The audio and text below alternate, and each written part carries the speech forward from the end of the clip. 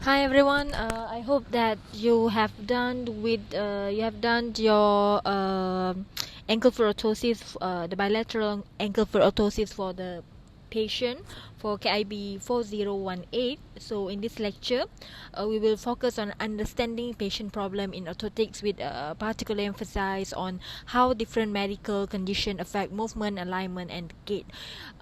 You should usually you should know about all this terminology before you start this subject KIB 4018, but due to some problem it's okay. I will cover this topic for you.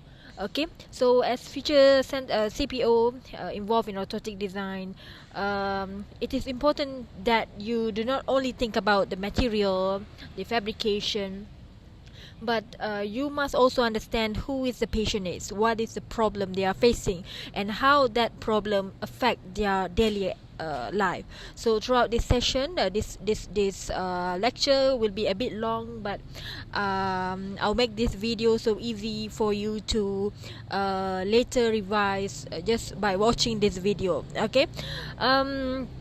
So throughout this session, we will explore a wide range of conditions, including pediatrics, which is your project for this subject, and then adult neurological, orthopedic, and also traumatic cases, and relate them to the common gait deviation and ortho techniques, which is very important for you to know all of this so that you can communicate with the clinician or a doctor later. Okay, by the end of this lecture you should be able to recognize the key movement, the key movement problem, understanding commonly used clinical term, and begin linking patient presentation to appropriate orthotic design consideration. Because from my assessment during our lunchtime previously, I can feel that you can answer the question, but you did not use any like clinical term, which is a little bit problem at this time, because you're already on your fourth year. You should know all of this before you start working. Okay, so yeah, by the end of this lecture you should be able to recognize a key movement problem, understand commonly used clinical term, and begin linking the patient presentation to appropriate orthotic design. Okay, so this knowledge will form the foundation for your upcoming the project has been done, and just to communicate effectively with clinicians, patient, and also rehabilitation team.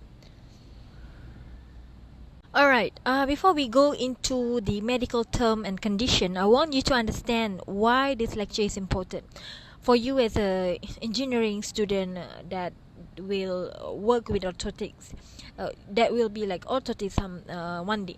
So in orthotics, you are not just designing a device, you are solving a human problem, and every orthosis exists because someone cannot walk properly and cannot balance and cannot use their limb safely. And if you don't understand what the patient is struggling with, whether it is a foot drop, knee instability, spasticity, or pain, then your design decision will be random. Okay, this is a problem. So you may be able to fabricate something, but it may not be able to solve the real problem. Alright, so in industry and clinical practice, orthotists, physiotherapists, the doctors, they will use these medical terms when discussing the cases. If you don't understand this term, then communicating breaks down, and that will affect the patient safety. Okay, because you are the one that will come out with the device. So this lecture is meant to give you the language of orthotics, the medical and biomechanical term behind the device that you are making, and by understanding these conditions and the gait problem, you will know why a certain orthosis is prescribed, what it is supposed to control, and how your design choices will affect the real movement. Okay, this knowledge will also help you to understand what you are doing in your project, and then maybe you can insert some of this knowledge in your documentation later. And and don't worry about the final exam. You just need to like understand what I teach in this lecture, but and try to relate that in your final exam. But you need to have a lot of critical thinking to solve this problem. Okay. Alright, scope of conditions. Scope of condition for orthotics. So when people think about orthotics, they often imagine about one type of patient, maybe a child with cerebral palsy or someone wearing an ankle prosthesis or AFO. But in reality, the scope of orthotics patient is much bigger than that. Okay, orthotic devices are used across all age group, like from children, adult, until elderly. You will see patients with neurological condition, muscle weakness, joint deformities, injuries, and even the what is called age-related degeneration, like osteoarthritis and all. So some patients are born with this condition, like congenital deformities or development disorder. But I've seen, I believe that you have seen this in the lab, in the hospital before, and other acquire them later in life due to, like, for example, stroke, accidents, spinal cord injury, or maybe chronic disease. Okay, so you will encounter orthotics needs in orthopedic cases such as ligament injuries, fractures, joint instability, post surgical support, and usually in elderly patients, orthoses are commonly used to manage pain, improve balance, and also reduce the risk of fall. Okay, that's why in this subject we are not focusing on just one disease or one type of orthosis. Instead, I want you to understand the wide range of conditions that may require orthotic intervention. Okay, about the device, I think I have make a video or discuss with you about the type of orthosis before, and you should be able to link this topic to the previous lecture. So once you understand the big picture, it will be much easier for you to identify which orthosis is appropriate and what problem it is meant to solve, and what design considerations are important for different type of user. So as a CPO or as engineers that work with orthosis and orthosis, your job is not to diagnose, but you must understand the condition well enough to design a safe and effective solution. So we will begin this section by looking at the pediatric condition, because many orthotic interventions are introduced during the childhood. So in pediatric cases, the problem is usually not just weakness or instability. It is about how movement develops. So children, they are still learning how to stand. They are still learning how to walk, balance, and also coordinate their movement. And any disturbance in the neuromuscular system during this stage can result in abnormal movement pattern. So many children who require orthosis have underlying neurological or developmental conditions that affect their muscle tone, their coordination, and also their motor control. And this problem may be present from their birth, or maybe only become apparent when the child starts walking, or the child start running, or engaging in their daily activities. So in orthotic practice, pediatrics patient commonly present with the issues such as, if you see from your patient for your project this semester, that the kid has toe walking condition, and then poor ankle stability, and some of them, they will have like delayed motor development or abnormal gait pattern, and this movement problem can change over time as the child grows and become more active. So one of the most important differences between pediatrics and adult orthotics is growth. Okay, so children do not remain the same size or shape. Their bones lengthen, we know that. Their muscle strength changes, and the joint alignment can gradually shift. So as a result, an orthosis that fit well today may become inappropriate or unsafe a few months later, meaning that they need to change the orthosis. Okay, so because of this, pediatric orthoses often need to be reviewed, adjusted, or completely replaced periodically. And as an orthotist, we must anticipate growth when designing a device and understand that orthotic intervention is an ongoing process. Okay, not a one-time solution. Okay, but it's different with the adult orthosis. Orthotics, which often aim to compensate for the loss of function, pediatric orthotic aim to guide movement, support, mostly support and proper alignment, and prevent secondary deformities while allowing room for growth. Alright, one of the most common pediatric condition that you will encounter in orthotic practice is cerebral palsy, CP. We often call it CP, right? So CP, cerebral palsy, is a non-progressive neurological condition. Okay, non-progressive neurological condition caused by injury or abnormal development of the brain during early life. So although the brain injury itself does not worsen over time, the physical manifestation change as the child grows. So CP primarily affect movement. Okay, you can see in the patient, usually they affect the movement, their muscle tone, their posture, their coordination, and then this depend on which area of brain are involved. And then children with CP may present with muscle stiffness, weakness, poor balance, or involuntary movement. Okay, you can see from the picture here, these are the common problem that the CP kids have. Okay, clinically, CP is often classified based on their type of movement disorder. The most common you will hear about is in orthotic is the spastic cerebral palsy, where their muscle tone is increased. Okay, making their movement stiff and a bit ineffective lah. And you also may encounter dyskinetic CP, which involve the involuntary movement, and ataxic CP, which affect their balance and coordination. So from orthotic perspective, CP is also classified based on the limb involvement, and then hemiplegia affect one side of the body. I believe that you know all of this. Hemiplegia, diplegia, which mainly affect both of their lower limb, and then quadriplegia involve all four limbs. And then children with CP, they always present with the gait abnormalities such as toe walking, scissoring gait, crouch gait, and knee hyperextension. And all of these type of abnormalities we will cover in this lecture lah. So this pattern of abnormal walking condition result from usually from their muscle imbalance, and then the problem with spasticity, and also their poor motor control.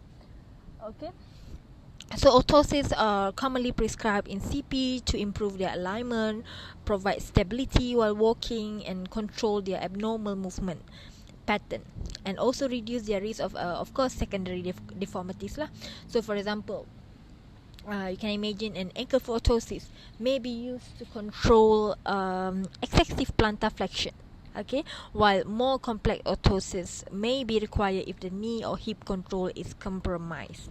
Okay, so it is important to remember that in cerebral palsy, orthotic management is not a one-time intervention. As a child grows, changes in their muscle tone, bone length, walking pattern means that their orthosis must be regularly reviewed, adjusted, okay, and maybe changed. And your role is to understand how the cerebral palsy affect their movement, so that you can design an orthotic solution that are functional and also at the same time adaptable and appropriate for a growing child. Okay, then we have spina bifida.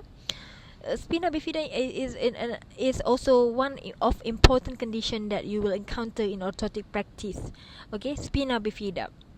It is congenital, where spinal cord and surrounding structure do not develop properly during the early pregnancy. You can see from the picture. Okay, so unlike cerebral palsy, which result from the brain injury, spina bifida involves damage to the spinal cord, and the neurological deficit depend on the level of the lesion. So lesion is what you can see in the slide. So in children with spina bifida, the muscle weakness is typically predictable based on the spinal level involved. For example, a higher lesion level will result in more extensive weakness and functional limitation, while lower lesion may allow some independent walking with orthotic support. So from an orthotic perspective, spina bifida present unique challenge. So these children often have we can say a flaccid muscle weakness, joint instability, and also absent or reduced sensation in lower limb, because sensation may be impaired because it's affect their backbone. Okay, and then they also have a high risk of pressure sores and skin breakdown. Making careful orthotic design and fitting is very essential for this type of patient.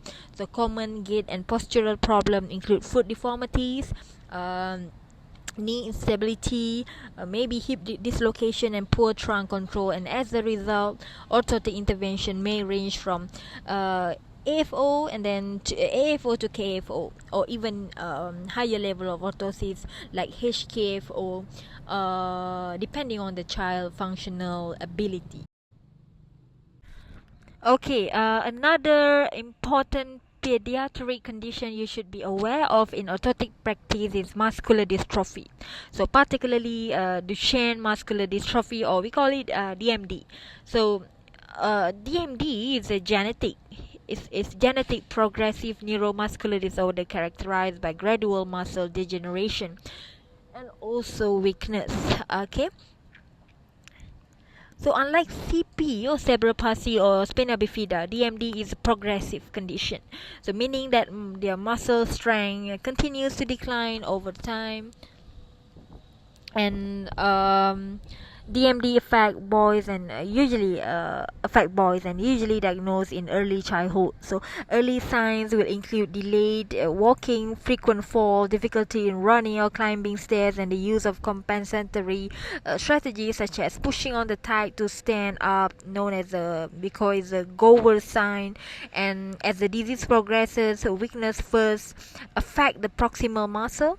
Okay, you should know what is proximal muscle, particularly around the hip and also thigh, followed by involvement of the trunk and upper limb. So over the time, these children, they may lose the ability to walk independently and require mobility aids or wheelchair. So from an orthotic perspective, children with the DMD condition, they often present with ankle plantar flexion, contractures, and then knee instability, and progressive loss of postural control. And orthosis, they may be prescribed to delay contracture development, improve standing posture, or support ambulation in early stages of the disease. So common orthotic device used in DMD will include AFOs to maintain the ankle range of motion. Okay, sometimes they need to use the night splint to reduce contracture formation, and in some cases KAFO they need to use KAFO to assist standing or short distance walking during transition phases. So it is important to understand that DMD orthosis are not expected to restore anything, not expected to restore normal gait permanently. So instead, the goal is to preserve function for as long as possible. So reduce secondary complication, and also most importantly support comfort and also their safety. So if you have the DMD patient, you must recognize that the orthotic design for this patient require careful consideration of disease progression. Okay, because already DMD is a progressive disease, so energy expenditure, ease of donning and doffing, and the user's fatigue. Orthosis must be the orthosis that you prescribe them must be adaptable, lightweight, and then must be reviewed regularly.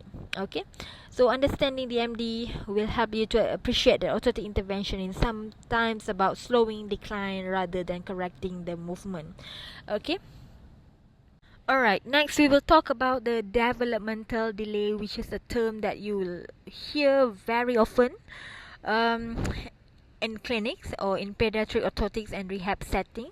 So developmental delay refers to a condition where a child does not reach expected motor, cognitive or functional milestone. The kids are a bit slow in these three terms of um, in three terms, which is motor, cognitive and also functional milestone, so at their age. So in orthotic practice, we are mainly concerned with the motor developmental delay, so particularly delays in the standing, walking and also their balance. Okay, so unlike CP or DMD, um, the developmental delay is not a specific diagnosis. Okay, so it is a descriptive term that indicate a child is developing more slowly than expected, and the underlying cause can be widely can vary widely and may include mild neurological involvement, like for example I can say that genetic factor, okay, maybe the problem during birth or maybe unknown causes.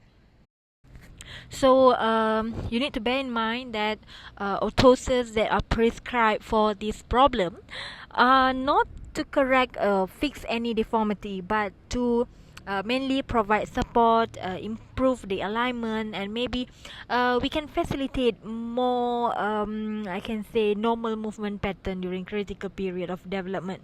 Okay, because the kid is growing. Okay, for example, we can prescribe an ankle phototosis or SMO.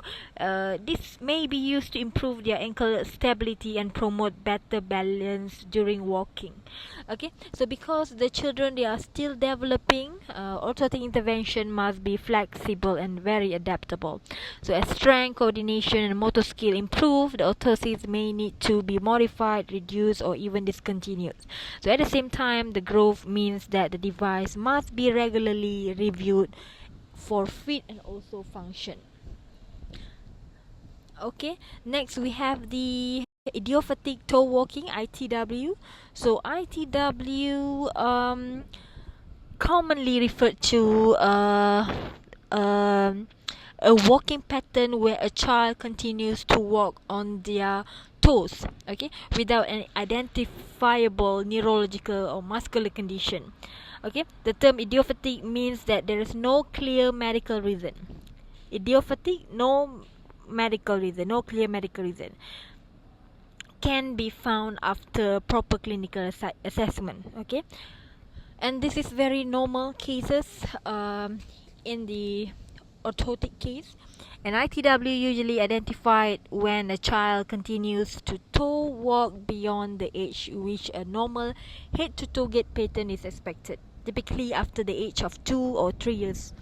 Unlike CP or muscular dystrophy, the children that has this ITW often have normal muscle or normal reflex and almost normal neurological finding. And clinically, the children with ITW, they will present with the persistent equinus gait pattern that I will show I will discuss later, where the heel does not make contact with the ground during stance phase. Okay, so over time the walking pattern can lead to tightness in the calf muscle and also reduce the ankle dorsiflexion and also secondary biomechanical changes at the knee and also their hip. Okay, so from orthotic perspective, ITW is important because prolonged toe walking can gradually result in muscle shortening and also reduce their balance, and inefficient gait, and also will cause a lot of energy during walking and can make them tired easily. So even though that the child may initially be able to walk and run, the abnormal pattern, gait pattern, can affect their long-term musculoskeletal alignment. So orthotic intervention in the ITW is typically aimed at promoting their heel strike, improve their ankle dorsiflexion control, and discouraging habitual toe walking.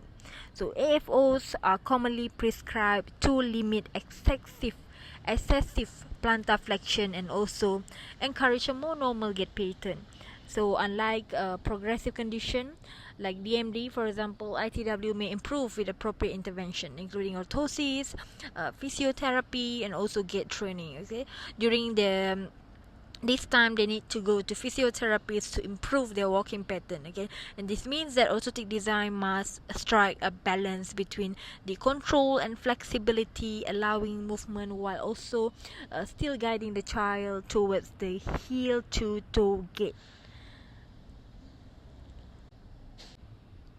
Okay, next we will discuss about one of the common condition, which is club foot. So club foot, clinically known as Talipes equinovarus, which is a common congenital foot deformity.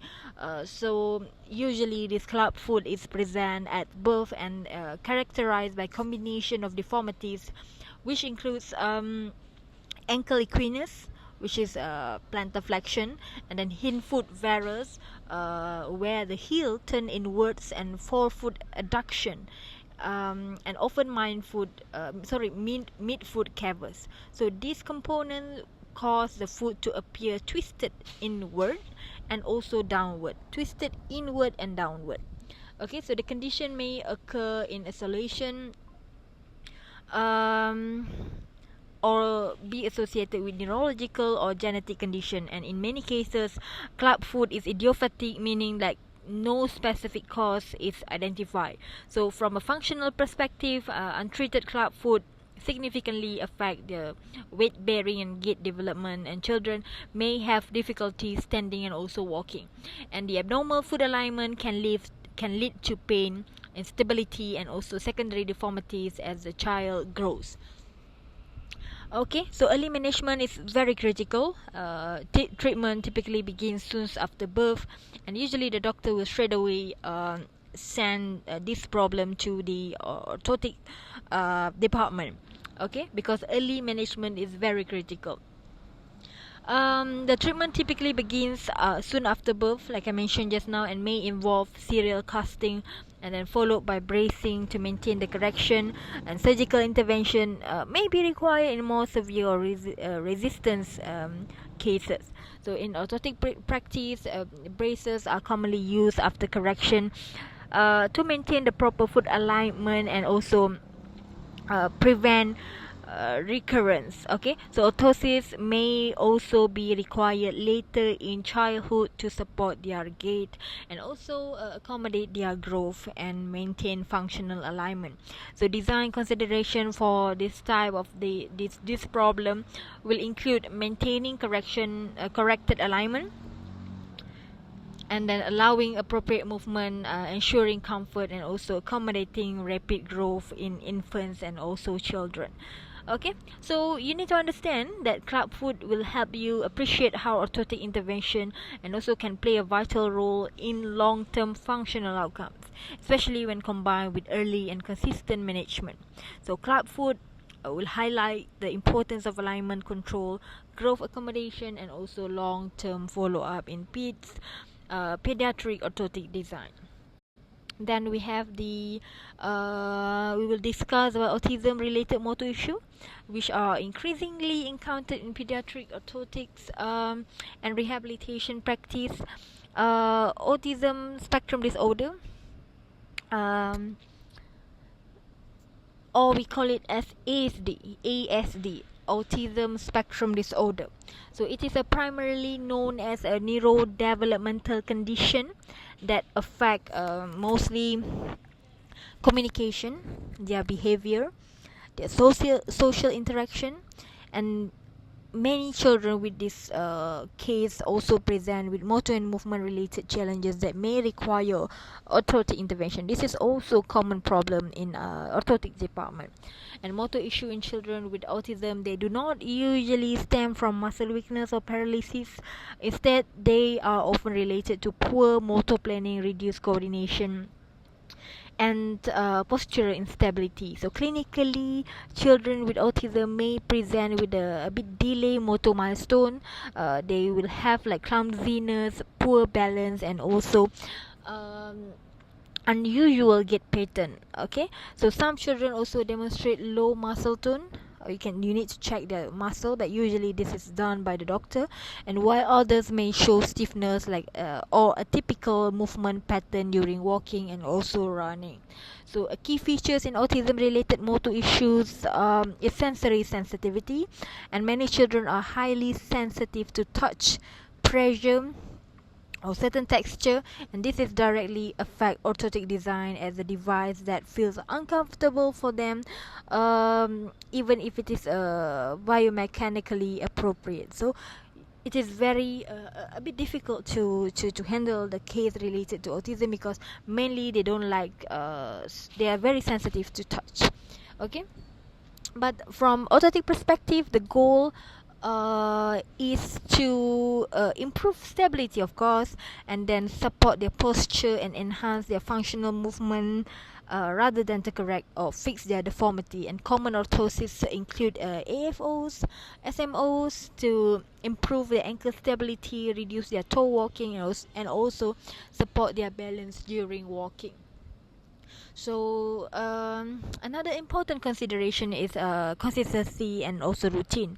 So these children with autism, they may struggle with changes. So introducing an orthosis gradually and maintaining a predictable wearing schedule can improve acceptance and effectiveness.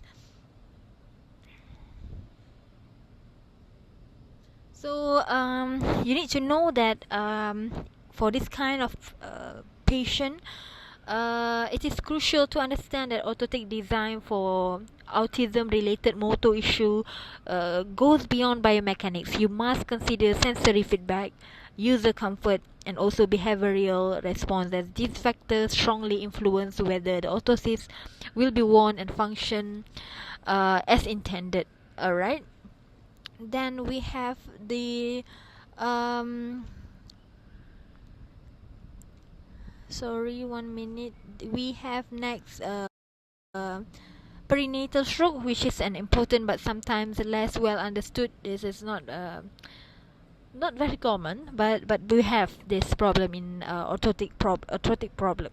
So perinatal stroke, which is refers to a stroke that occur before, during, or shortly after birth.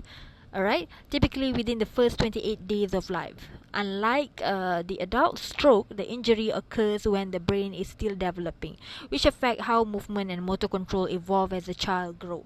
So children with this perinatal stroke, they often present with unilateral motor impairment, meaning that one side of the body is more affected than the other side of the body.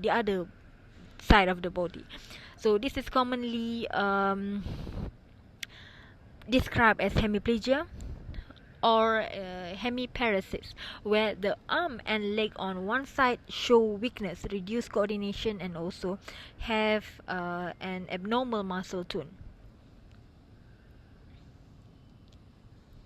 Okay, so from a gait perspective, the children with perinatal stroke, they may demonstrate a symmetrical walking pattern, and then reduced weight bearing on the affected side.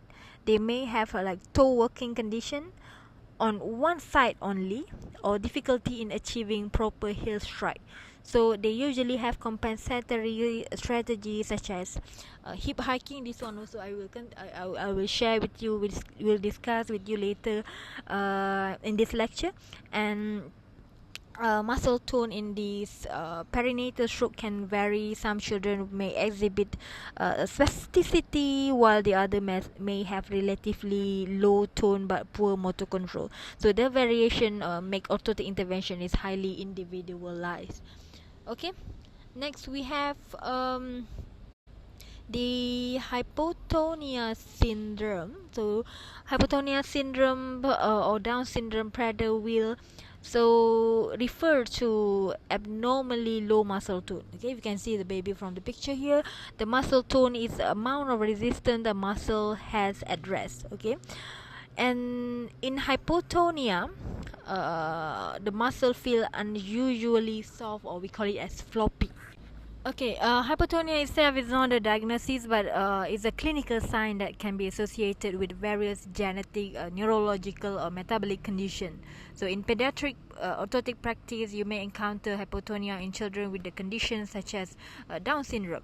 Okay, so children with this hypotonia, they often present with poor postural control. You can see the physically they usually have some of delay motor milestone and difficulty in maintaining stable position, like for example sitting, standing, and also walking, because their muscle provide less active support, and the joints may become excessively mobile, leading to joint instability and usually poor alignment. And from a gait perspective, hypotonia commonly result in the excessive pronation.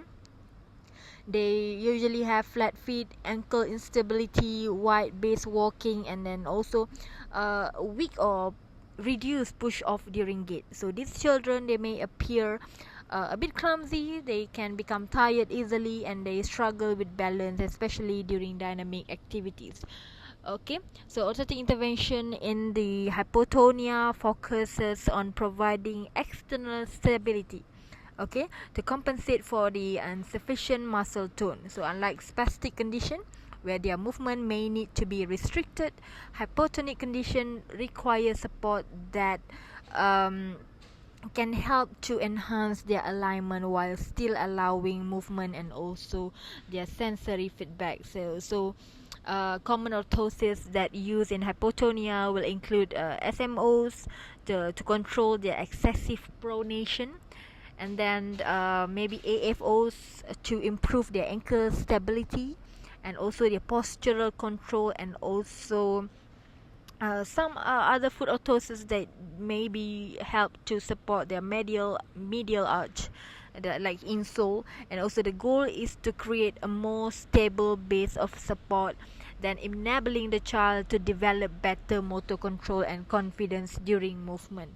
And then of course for the children, growth is a major consideration in hypotonia syndrome also. As children grow, the joint laxity and the alignment issues may change, so this all require regular orthotic reassessment and modification. Usually the patient will have like follow up with the doctor, and then you may you must know that these children, they need to you need to reassess their orthotic device. Okay, so in some cases orthotic support may be reduced over time as the strength and motor control improve, so you need to put it in mind. Okay, next we jump into the next um, topic, which is pediatric gait problem and term. Also in pediatric, just to share with you the problem and the term that the doctors are using in the clinics. It is very important for us to actually understand how the movement problem appear during walking, especially the children. You need to understand, because you are the one that, like I mentioned just now, you are the one that fabricating that making the device. Okay, so in pediatric orthotics, many condition may look different on paper, but they often present with a similar gait problem. That's why the clinicians, they usually describe what they see using this term, using gait term, okay, rather than just naming the medical condition. Okay, like for example, disease A and disease B, they have the same problem, so we call it as gait problem. So gait problem in children usually arise from a combination of factors such as muscle weakness, abnormal muscle tone, the joint instability, limited range of motion or ROM, and then and also this will lead to poor motor control, and this issue will affect how the child makes contact with the ground, how weight is transferred, and how the limbs move during walking. Okay, you will often hear terms like toe walking, equinus gait, or knee hyperextension, and this term describe what the movement looks like, not the diagnosis itself. Like for engineer like us, this is very important, because orthoses are designed to address the movement problem, not the medical label. Okay, For example, two children with a different diagnosis may both present with toe walking. Even though the cause is different, the orthotic strategy may be similar if the gait problem is the same. Okay, so understanding pediatric gait terminology allow you to first identify the primary movement issues, and then the second one, communicate effectively with a clinician, because you will work with them, and then choose appropriate orthotic control strategy and also justify your design decision. Okay, as we go through the common gait problem here and the term, focus on what is happening at each joint, the ankle, knee, and the hip, and how this deviation affect balance, efficiency, and also safety during walking.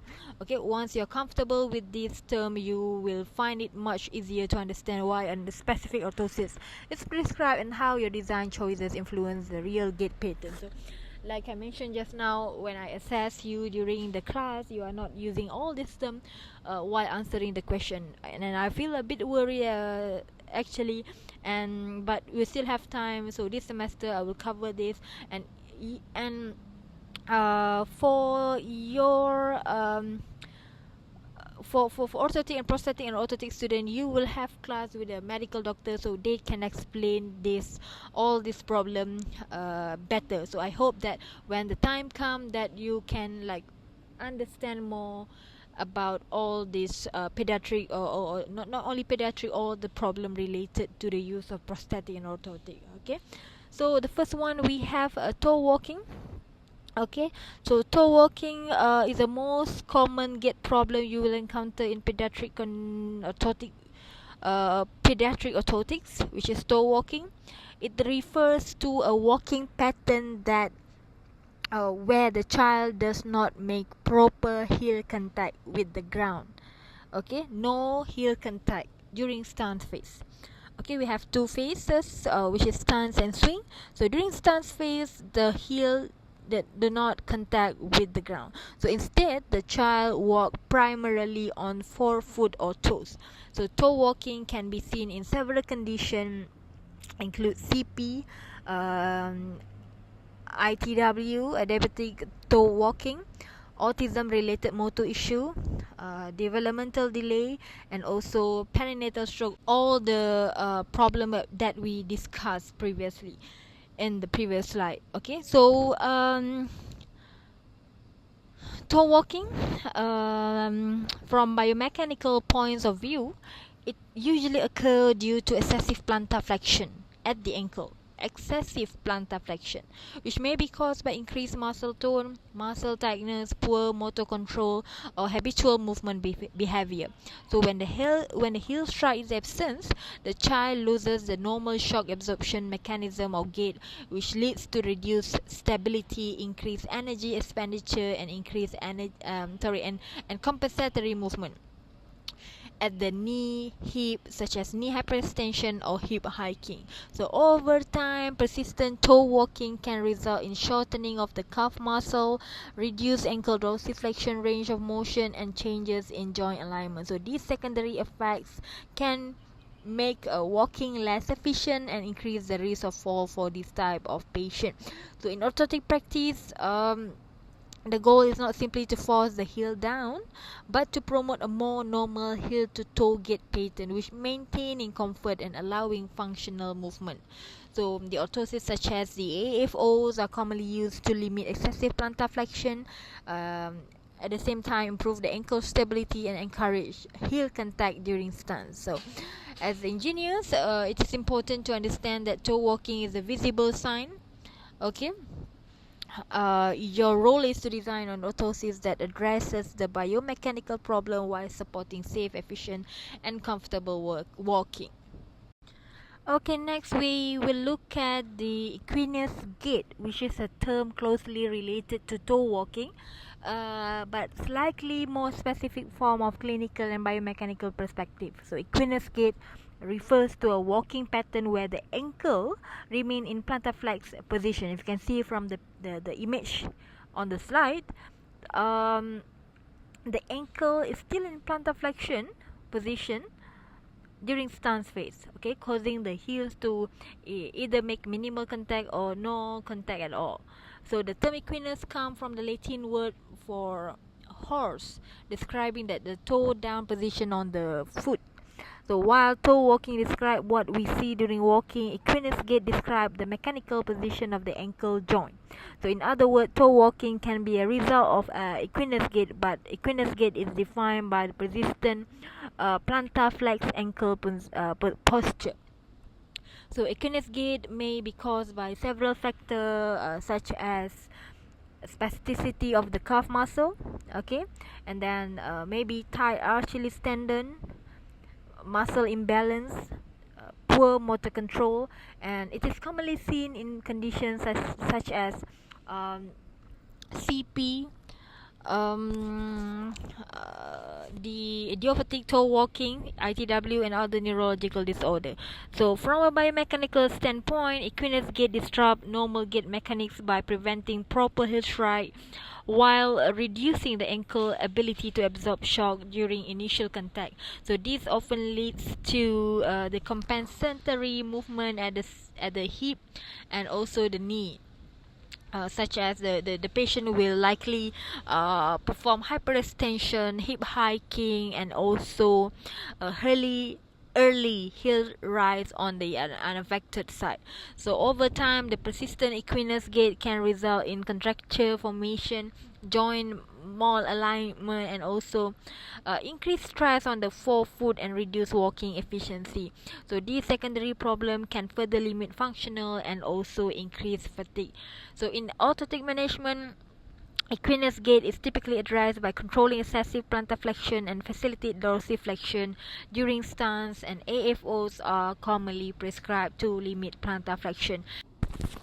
So we have the scissoring gait. Okay, scissoring gait is a gait pattern that is also most commonly associated with neurological condition, particularly spastic CP. And scissoring gait is characterized by excessive hip adduction, where the legs cross over each other during walking.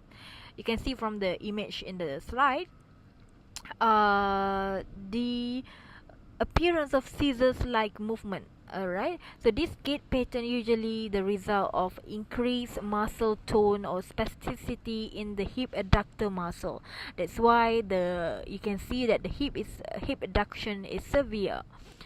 And then from a biomechanical perspective, scissoring gait reduces the width of the base of support. This makes the walking less stable and significantly increase the risk of tripping or falling. And usually the patient who has the scissoring gait, they need their hand, they will open their hand wider so to improve their balance. Okay. Children with scissoring gait often struggle with balance, especially during the stance phase of the gait, and is frequently accompanied by other gait deviations such as toe walking, equinus gait, and also knee flexion or stiffness.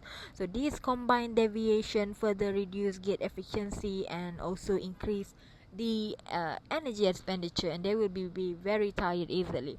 So in orthotic practice, scissoring gait cannot usually be corrected by an ankle or foot orthosis alone, because the primary issue originates from the hip level. Okay, so however, orthoses such as AFO and KAFO may still play an important role by improving the distal stability and assisting overall gait control. So orthotic intervention for scissoring gait is often a part of a multidisciplinary approach involving a physiotherapy. They still need to do physiotherapy.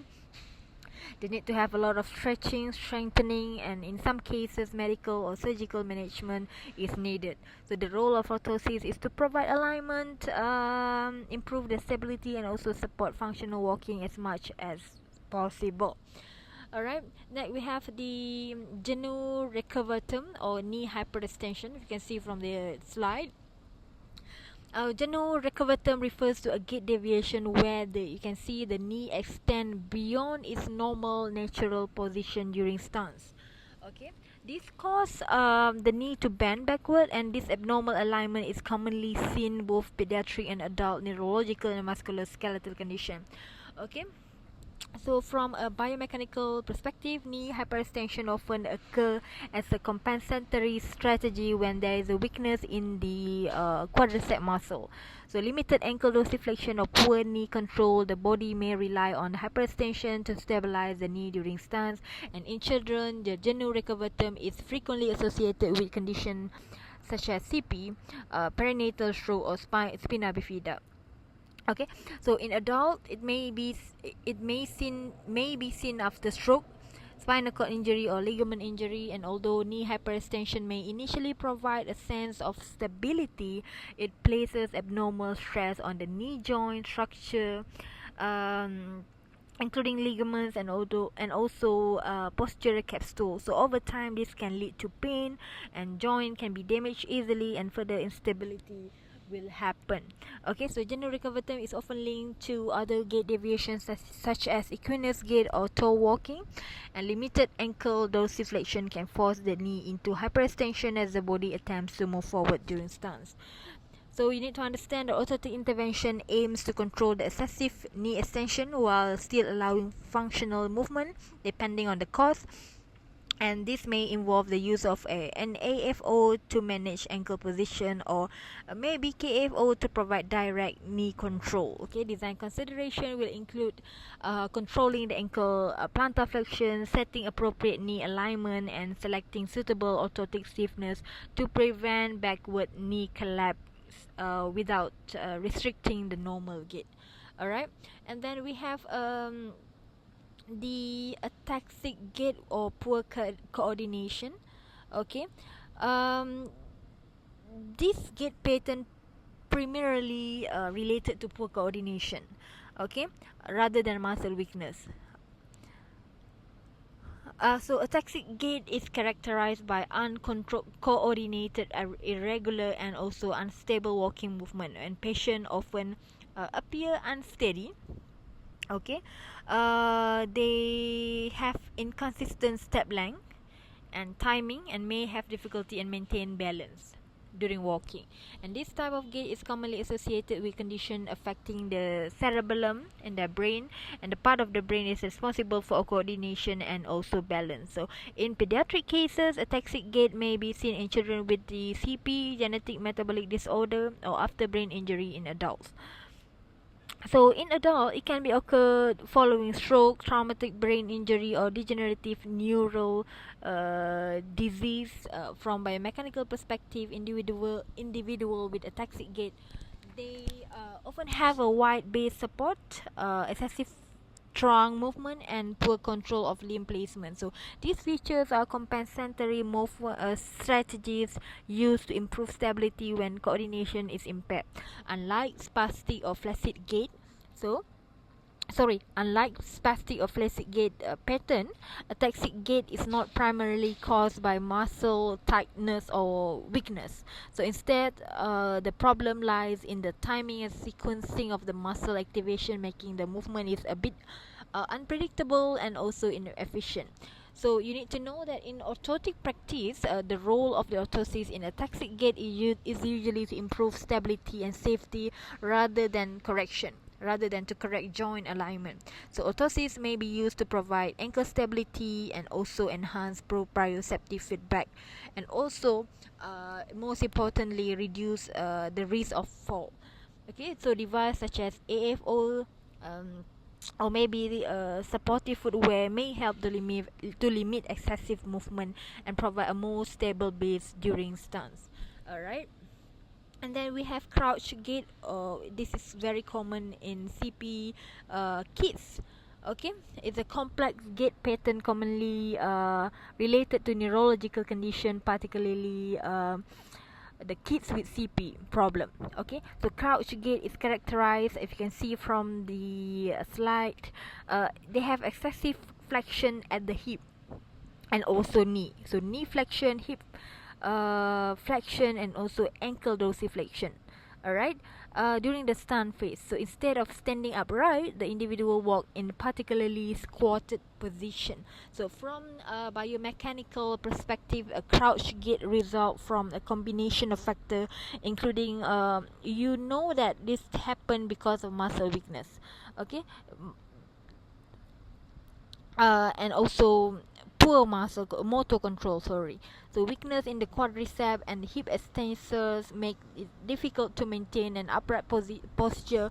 So while tight hamstring and altered ankle mechanic contribute to the crouch position. So crouch gait, they are significantly increases energy expenditure during walking, and making movement inefficient and fatigue. So children will become very tired easily. Children with the crouch gait, they often have difficulty in walking long distances and may struggle with activities such as climbing stairs or standing up from a seated position. And over time, this can place excessive stress on the knee joint, leading to pain, joint degeneration, and loss of functional mobility.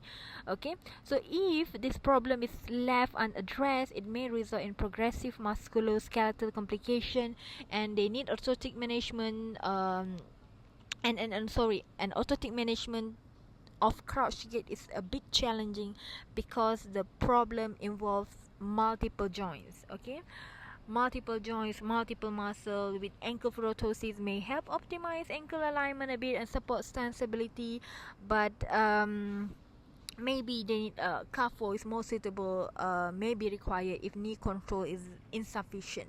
So design consideration may include providing adequate knee support, optimizing the ankle alignment, and also balance stability with mobility, and the orthosis must support an upright posture without overly restricted functional movement. Alright, and then we have foot pronation, supination. I think you have learned about this pronation, supination.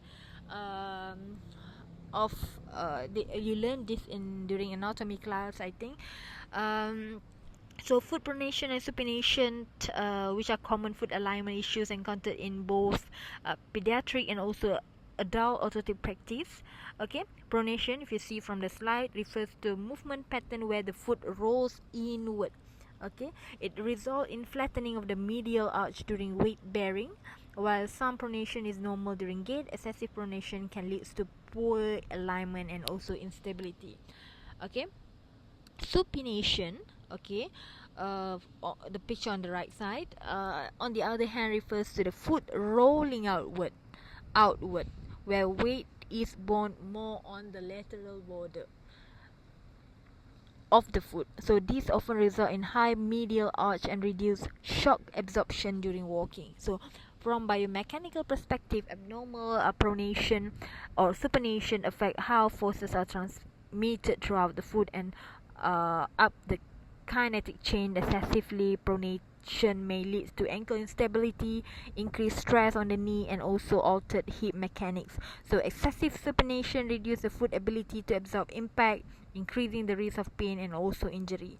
So in pediatric cases, the excessive pronation is commonly seen in children with hypotonia, okay, developmental delay, or also ligamentous laxity, and supination may be observed in certain neurological condition or structural foot deformities.